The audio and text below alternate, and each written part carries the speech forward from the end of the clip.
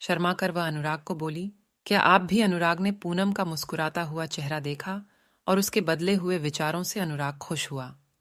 मन ही मन में अनुराग ने नितिन को धन्यवाद किया, क्योंकि यह परिवर्तन नितिन के शब्दों द्वारा हुआ था। मेरा नाम सोनाली है दोस्तों। आज मैं अपनी सहेली की दुख भरी कहानी सुनाने जा रही हूँ। इस कहानी को सुनकर आपको मोटिवेशन मिलेगा। आप सभी से हमारी एक दिल्ली ख्वाहिश है कि आप लोग प्लीज स्टोरी को एंड तक सुने आइए। हम आपको स्टोरी सुनाते हैं।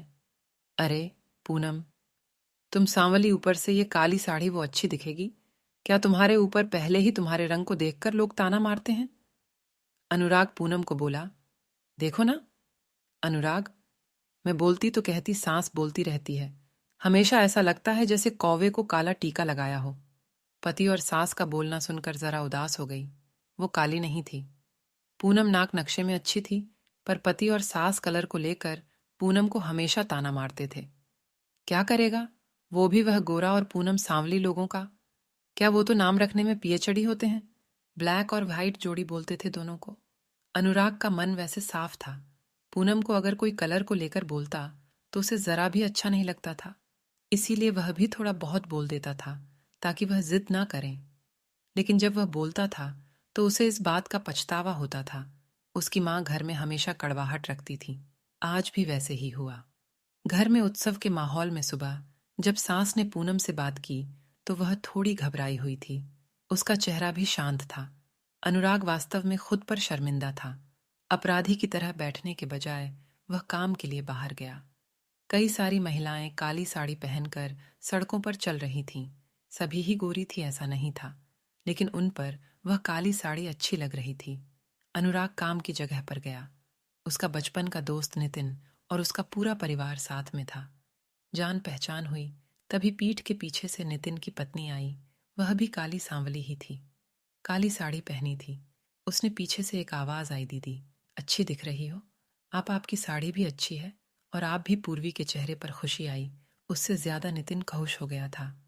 अनुराग नितिन को गौर से देख रहा था। नितिन ने वह देखा और जाना वो अनुराग के सवालों को हल करना चाहता था। नितिन ने अनुराग से सीधे ही पूछ लिया, पूछो, तुम्हारे मन में जो भी है, मैं तुम्हें उसका उत्तर देने के लिए तैयार हूं।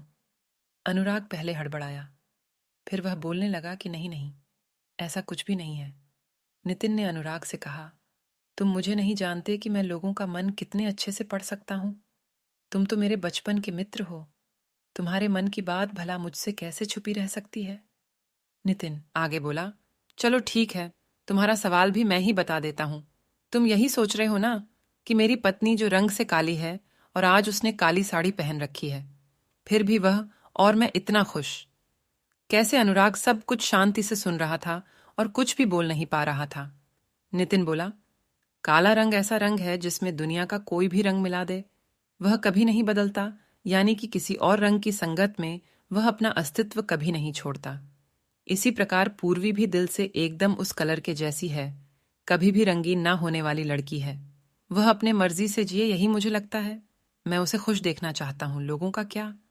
वह तो बैठे ही है बुरा भला बोलने के लिए। गोरी औरत रही तो छिपकली बोलते हैं, काली होती है तो चूहा या कौवा बोलते हैं। क्या क्या नहीं बोलते। लोग ताना मारने वाले मारते रहे, हमें हमेशा खुश रहना चाहिए। वही मैं अब कर रहा हूं।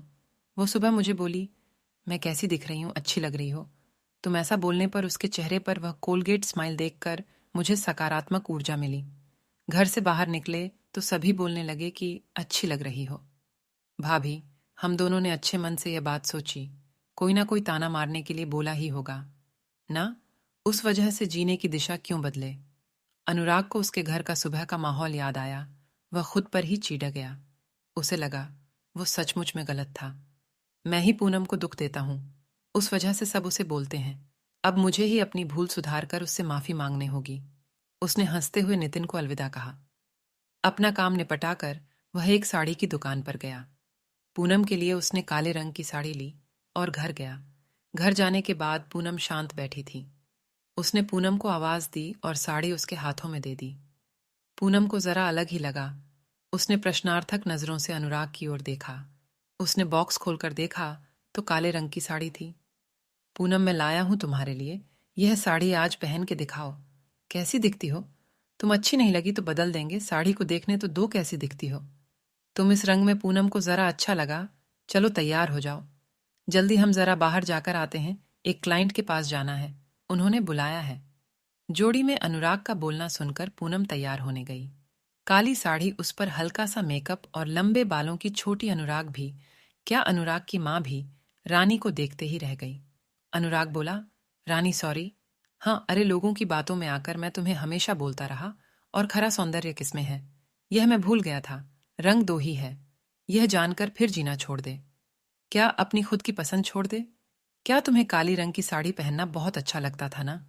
पर मैं हमेशा तुम्हें टोकता रहा।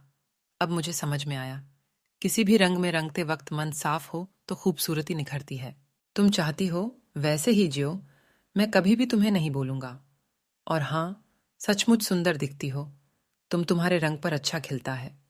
ये काला रंग, पूनम के चेहरे की लाली और भी ज्यादा बढ़ गई थी। ये बात सुनकर शर्मा कर वह अनुराग को बोली, क्या आप भी? अनुराग ने पूनम का मुस्कुराता हुआ चेहरा देखा और उसके बदले हुए विचारों से अनुराग खुश हुआ। मन ही मन में अनुराग ने नितिन को धन्यवाद किया, क्योंकि यह परिवर्तन नितिन के शब्दों द्वारा हुआ था। खूबसूरत दिखने के लिए खूबसूरत दिखना जरूरी नहीं है, बल्कि खूबसूरत सोच होना जरूरी है। इंसान का अगर मन सुंदर है तो इससे कोई फर्क नहीं पड़ता कि वह किस रंग का हो। दोस्तों, अगर आपको मेरी यह कहानी थोड़ी सी भी अच्छी लगी हो तो प्लीज सब्सक्राइब माई चैनल।